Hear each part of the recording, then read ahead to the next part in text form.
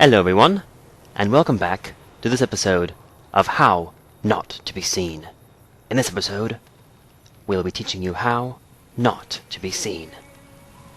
Oh, I'm just fucking with you, I'm behind the bush. What's up, my pilots? Angry Poncho here, and we are back playing Fallout New Vegas. In this episode, we are going to help out Ringo and the rest of the Goodsprings citizens in defending their homely of homes, Goodsprings, from the Powder Gang or assault. See, I put these quests in order that I think makes the most sense. I think that you might agree. Let me explain. Basically, I start off with introducing everybody, going around to all the locations that are relevant. And that includes Goodsprings, NCRCF, Prim, and Mojave Outpost. And then, once I've met all those locations, I do all of the work for the Powder Gangers. And then we go down to Prim. We install the sheriff in Prim, which involves getting Myers out of the NCRCF before we invade. And then we invade the NCRCF with the NCR. And then once the Powder Gangers have been displaced from the NCRCF, it makes sense that Joe Cobb and his gang would want to move into Goodsprings. But we ain't gonna let that happen. That's close enough. Who are you, and what do you want with me? I was just looking for bottle caps. Sorry about the gun. You just caught me off guard, that's all. We got off to a bad start. What say we start over with a friendly game of Caravan? You know how to play? Oh god, am I gonna do this? I have been debating whether or not I want to actually try and get good at Caravan in this episode, or at all. I don't know whether I want to do Caravan or not. Maybe I'll make Caravan like a bonus episode or something? Well, tell me how to play. It's a two-player game, and the winner takes the whole pie. You build a caravan using the cards in your deck. The goal is to create caravan bids that beat your opponent's bids, so there's more strategy than luck involved. It's why you won't see caravan in any casino. Too slow-paced, and more importantly, no house edge. Here, take this holotape. It goes into more specifics about the rules. You'll also need a deck, so take one of my spares. So, you feel like playing a game? Not right now. All right. Eventually I will. You know, there's a man looking for you. Yeah. He doesn't look very tough, though. I hear he's afraid I'll shoot him down from one of the windows when I see him. And he's right. I'll have a much bigger problem once his friends show up. There's no way I could handle all of them in a gunfight. So what are you going to do about it? Why'd they have to get you anyway? My caravan was on the return trip from California and heading back to the company branch in New Vegas when we got jumped. Not even a drop your weapons and hands up before the bullets started flying. We put up a good fight, but there was too many of them. I took a few of the bandits down before I ran, so I figure their friends are out for revenge. You're a survivor, man. What are you going to do about all this? I'm gonna lay low for as long as I can, assuming the town doesn't throw me to the wolves. I've got no chance against the gang on my own. I'm available. All I've got left on me are a handful of caps, but you get me out of this and I'll make sure the Crimson Caravan pays you back. You've got my word. Well, you don't have to pay me, man. I'll just help you out for the good karma. I won't let you stick your neck out for free. I can't pay you back now, but I'll make sure the Crimson Caravan pays up. You've got my word. We'd just end up sharing the same grave if it's just the two of us. Now, if some of the other people in town were also on board... Well, I'll see who I can wrangle up. Start with Sunny Smiles. She's been friendlier than most around here.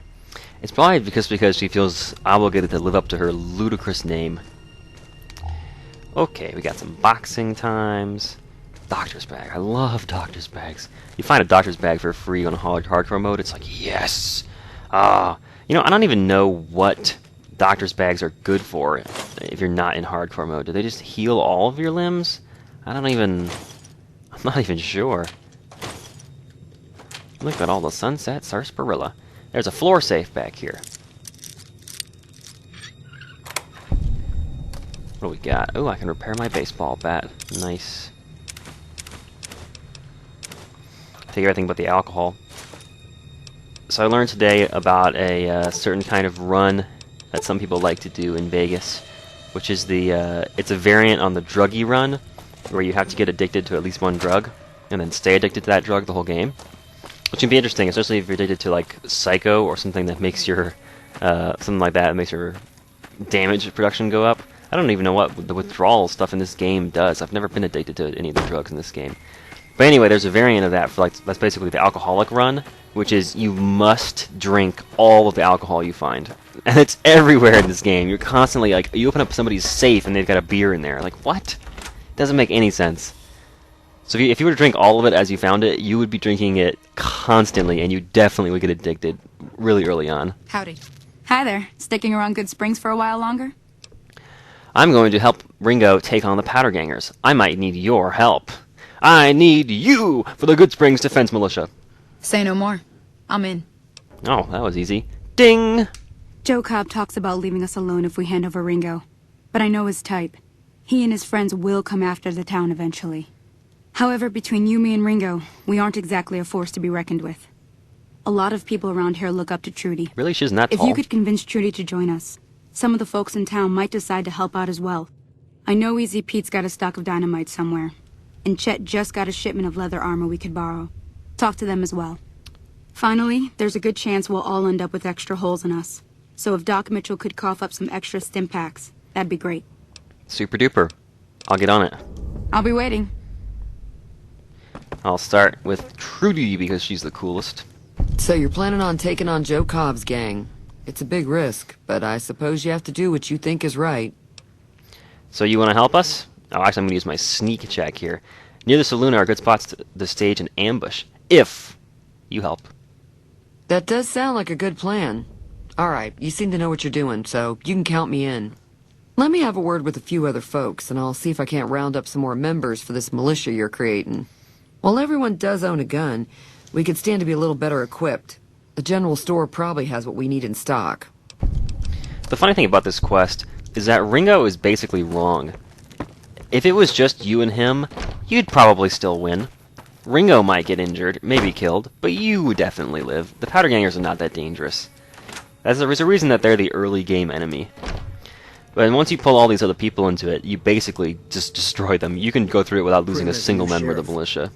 You looking to buy some supplies? I'm looking to try and convince you to just give me some supplies. Now just hold on. I never voted to take on the Powder Gangers. That's 1,000 cap investment you're talking about. What? You want me to pay you 1,000 caps for this? I'm asking to borrow like 3 sets of armor, and you want 1,000 caps. You know what? I hope they come in here and kill you when they invade. I hope you die, Chet. You're a crap merchant anyway. And your shovel was bent! We bought a shovel from him earlier in the game, if you don't remember. Alright, was Easy Pete on the porch? I didn't see him. I couldn't think of anything insulting to say about a man's shovel. Just nothing came to mind. Easy Pete is not on the porch where he usually is. I wonder if he only hangs out there at night. Or the evening times. That would be the time that late afternoon, when the sun is setting, all the old men are somehow drawn to their front porches, their rocking chairs. Why am I going to Ringo? I want to go talk to Doc Goodsprings. Doc Goodsprings. His name might as well be Doc Goodsprings. That's the first person everyone thinks of in this town is Doc Mitchell. It's where you're waking up out of your coma. Where's Doc at? There he is. Welcome back. I had hoped you wouldn't need to come see me again so soon. What can I do for you? We're gonna be attacked by bandits. Can I have some extra stims, please? Seems like wherever I go, it's always the same. Folks just never leave each other alone. Some backstory there, I'm Mitch? not much good in a fight with my bum leg. And my supplies are scarce, but I'll give you what I can spare. You're so nice. I promise not to share these with anyone. No, actually, let me go ahead and get healed up. Don't look like nothing too serious. Let me patch you up. I'm actually at full health. Okay. I'm just doing this hold so that he'll still. repair all of my limbs. Because right now I'm pretty sure I have what's basically 2 almost broken arms and a mostly crippled head. And the cool thing is, when you pay a doctor to heal you, not only do they re-heal your health, they also fix all your limbs, which is awesome. For me to do that in the field would be 5 or 6 doctor's bags. It would be ludicrous. So we got everybody but Easy Pete. Let me go over to the... Because for once I actually have a high enough explosive skill to talk to Easy Pete, so I'm going to do it for the experience. I'm playing a long haul character for this character, which means I'm not taking... Well, I'm not taking the perk long haul. What I mean is I'm playing to level 50, and I'm not using any of the perks that enhance your speed of gathering experience. Just waiting for Easy Pete to appear in his chair. There we go, he summoned him. Howdy. What can Easy Pete do for you? Can I have some dynamite, please? Too dangerous. Gonna kill all yourselves if I let you touch it. Better to leave it buried. Safer that way. How do you dig up dynamite after you've buried it? Surely you're not just poking around with a shovel, scooping it out. You're gonna blow yourself up for sure like that. Anyway, I'm familiar with the care and handling of explosives, you idiot. Uh-huh. Guess you know what you're doing. I'll go dig it up and get it ready. You'll have it by the time the fighting starts. Cool. Thanks for the 25 experience. That's probably gonna be more useful to me than the dynamite would have been. I'm pretty sure that the sun's going down. Or no, wait. It's not sunset that you're supposed to have a duel at. You're supposed to have a duel at noon. It's like the opposite of sunset. Anyway. It's sort of symbolic. The sun is setting on the powder gangers as we're gonna kick their ass once again. We basically killed them everywhere we've encountered them. The powder gangers just have a crap run in this game. If you choose all the good factions, your powder ganger reputation gets pretty low. So what's going on? Did Sunny agree to help us? She's in. Well, I guess that means we're ready to go. Unless you think there's something else you can do. Well, I got like 3 other people to help. Let's do it. All right, I'm ready. I hope. Time to look alive. The powder gangers are here to play. What? Yeah, they're not here to fight? Oh, okay. Is everyone else ready? They're getting set up in cover, but it might not go well unless we get out there soon. Well, how many are there? At least 6. Joe Cobb included. They look pretty mean. Come on, there's like 8 of us. Jeez, and I count as like 5 people at least. Let's go. Oh, Easy Pete came through with the dynamite. Here's your supply. I really hope I don't blow myself up. I'll be set up near the store. Let's hope that the gang doesn't manage to make it that far. She's actually telling the truth there. She does get set up by the general store, and she kind of comes out towards the end of the fight. If you don't get anybody other than Ringo and Sunny Smiles, which is the minimum to do this fight, Sunny will basically mop up anybody you miss. She's pretty competent. It actually sort of lends credence to the fact that the other characters in the town, like Doc Goodsprings, recommend you go and talk to her for advice on how to survive in the wasteland, because she's pretty much the biggest kick-ass in the entire town. I'm gonna let him get a little bit closer before I go running in there. One down. I think the rest of them got two more over there that they're already killed with a crossfire. I like that hat. I'm taking that hat when I come back to loot that guy. All of the powder gangers are calling me a murderer because it's now public knowledge that I assisted the NCR in the assault of the powder ganger base in the NCRCF. Where? Come on, Joe. Look at this guy. You attacked the town and then you ran away scared? Yeah, we destroyed them. I owe you a huge favor for this. Here, these are technically Crimson Caravan funds, but I know they'll understand once I explain things. Sure. Just hand me the money. I'll stick around for a bit longer, but I'll be gone in a few days. If you ever visit New Vegas, look me up at the Crimson Caravan camp. And he marks it on your map. Cool. Alright, I'm gonna take all your useful stuff, please. Stealth, boy. Yep. You know where we're taking that. I already told you. I hope you're paying attention. There'll be a test at the end. 5 more dynamite for me. Half of this stuff isn't even valuable enough to pick up.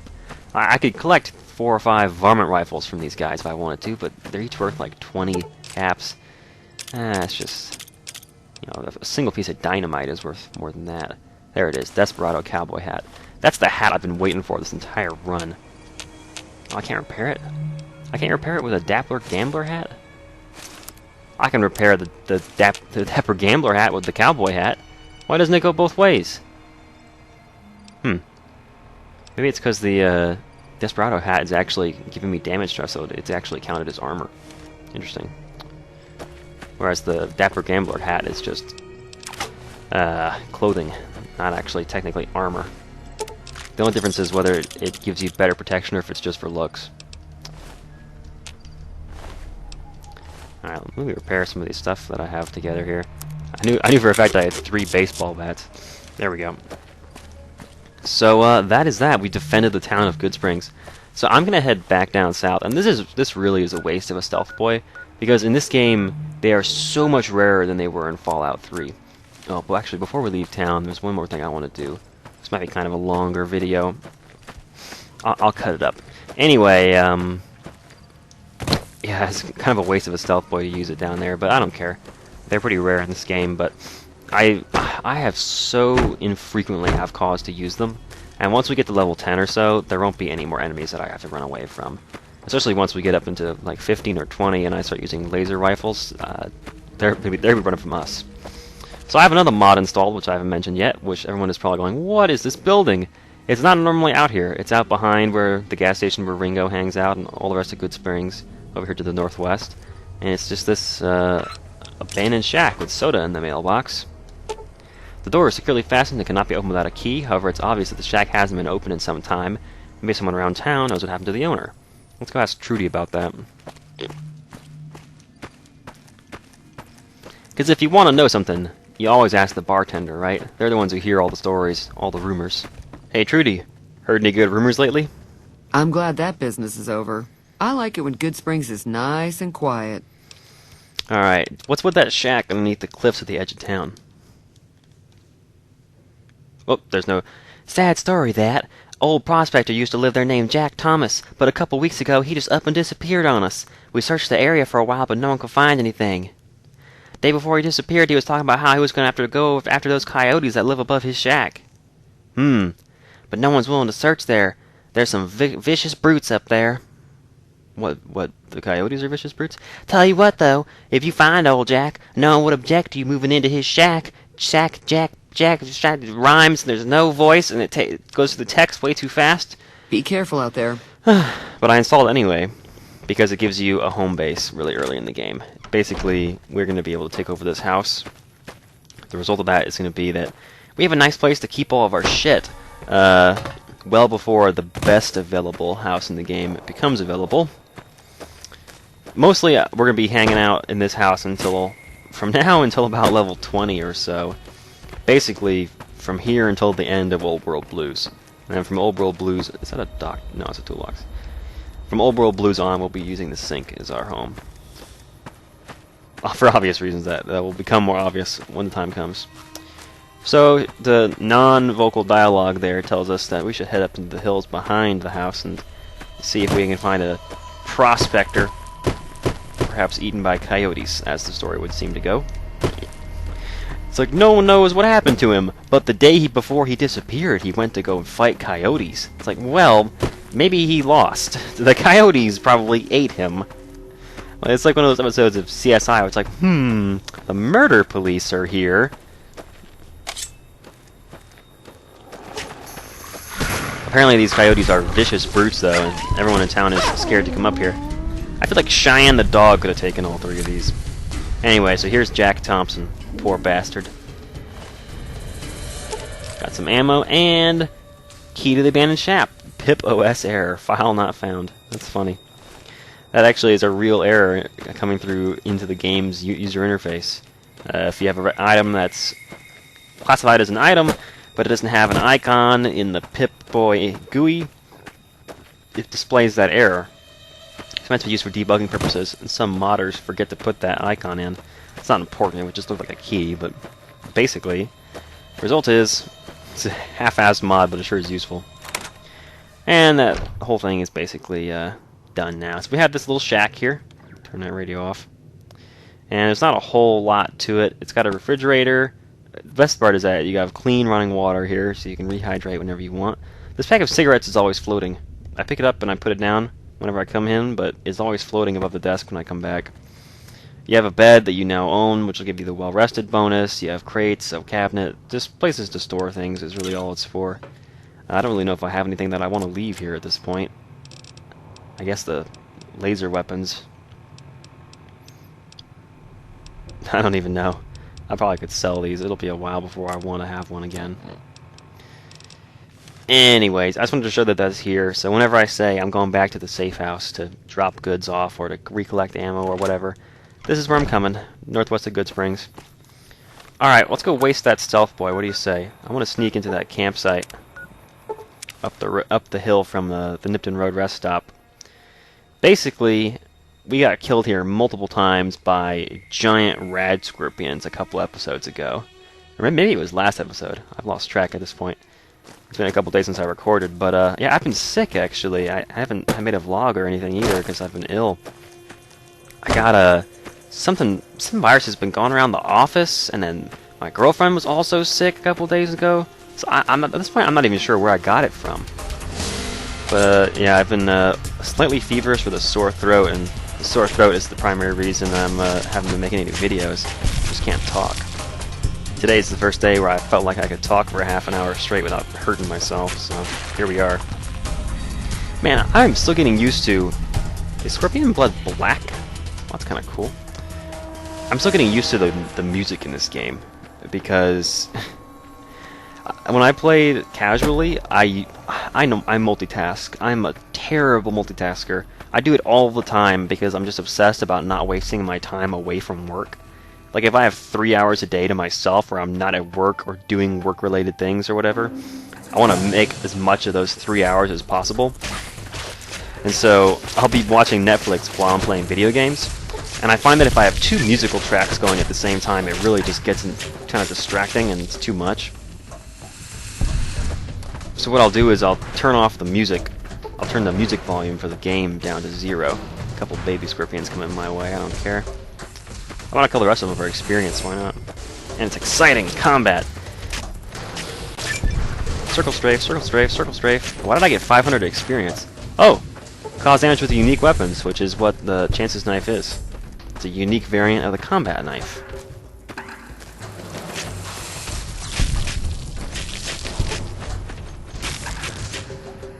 So we got 500 experience for that. That's kind of cool. For some reason our level up arrow is glitching out and it's stuck at 8. There we go.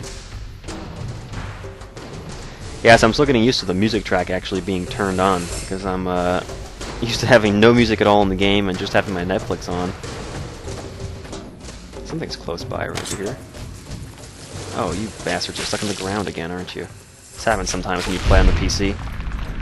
The game is pretty buggy on any console, or on any system, but it's bad on the PC. You got stuff going to the ground like that all the time. I'm going to put 10 points in the melee weapons and 7 points into repair.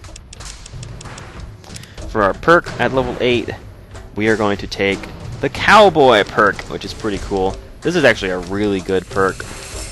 It's a huge damage bonus. 25% more damage when using revolvers, lever action firearms, which I think includes like the BB gun and a couple of shotguns. Maybe one of the shotguns. I know it includes the 357 revolver rifle, which is the cowboy repeater. And then you also have dynamite and knives and hatchets. The real reason I'm taking it is for the knife bonus. That gives us 25% more damage with Chance's knife, which is pretty awesome. That's going to boost our damage, obviously, significantly. 25% at this point, early in the game. That right there means that we are now tough enough. Oh, please don't tell me. Please tell me someone didn't see me. I need to start from hidden if I'm going to... Oh shit, run away. Run away. Back up. Back up. Anyway, that 25% damage will be the difference between having to run from enemies and having actually a chance to fight them. Although I'd say these scorpions are probably still outside of our skill level. But not by far anymore. Not by far. I would be able to kill them as far as damage is concerned. It's just a matter of surviving it myself. Alright. Let's drop a stealth boy. I'm going to try this first one just running in. Because it seems like sometimes when you have a stealth boy equipped, you don't even have to be sneaking for you to not get detected. So we'll see if that works out. It's like as long as you don't walk too close, they don't really... Well, he definitely knows where I am. Yeah, he's pretty confident, I think. Yeah, I'm like a 2-hit death from these guys right now. Poison death. Okay. We'll sneak this time.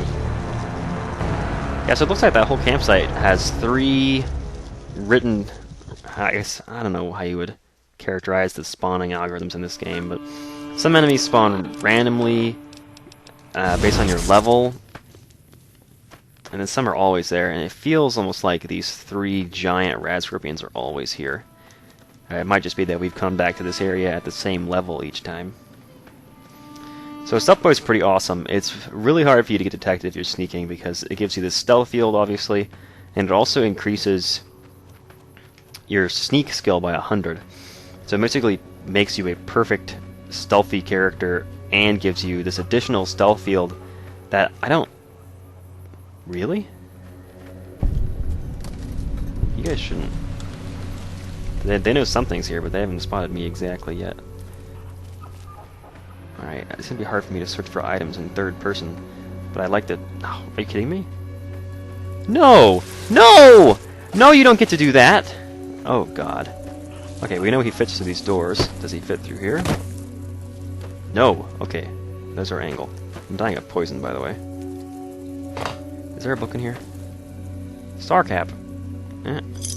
Probably gonna die when I turn around. Oop. What?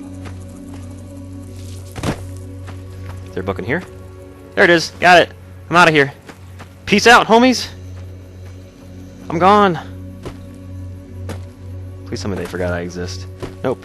But I can now out-path find them. As long as I keep jumping off of ledges, they'll keep walking around and I'll get away. Success! So the Stealth Boy didn't even get us in there. That's amazing that my sneak skill is that bad. I guess I don't have any of the bonuses to sneak that you'd normally have, like if you took like a silent running perk or something like that, or having a decent sneak skill to... Oh, he's catching up. These are very fast scorpions. I'm gonna need to distract him. Do you think he wants to fight a feral ghoul, or do you think he wants to team up with a feral ghoul? I could run all the way back to Prim and see if the sheriff will help me out. He's my buddy now, right? Oh, the scorpion forgot I exist. Just me and the ghoul now. Hey, don't kill me now. That would be a bad ending to this episode if I got killed by the ghoul after getting away from everybody else. Okay, I can run now. I can fast travel out here. So that is it for this episode. Thanks so much for watching. In the next episode of Let's Play Fallout New Vegas, I believe it's time for us to head on down the road toward Nipton. See you guys then.